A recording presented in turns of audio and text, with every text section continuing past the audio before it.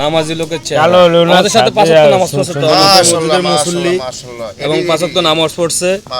প্রত্যেকটা মুমিন ভাই দেখেন একজন নামাজি ব্যক্তির চেহারা কত নুরানি চেহারা। আল্লাহু আকবার, আল্লাহু আকবার। হ্যাঁ, আমরা কত বড়াই করে অহংকার করি।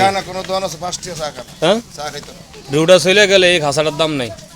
প্রত্যেকটা মুসলমান এই যে এমন একটা গাড়ি, এটার ব্রেক নাই, ইঞ্জিন নাই, চাকা নাই, এরপর আমরা তো উঠতেইব।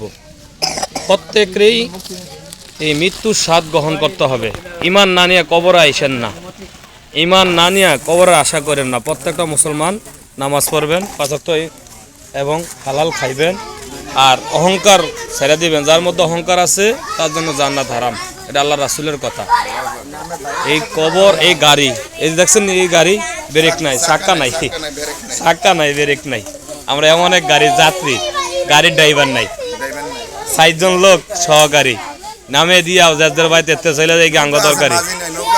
আল্লাহ তাআলা আমাদেরকে সঠিক বুঝ দান করুক এবং ঈমান নিয়ে কবর আসার তৌফিক দান করুক। আমিন, আমিন।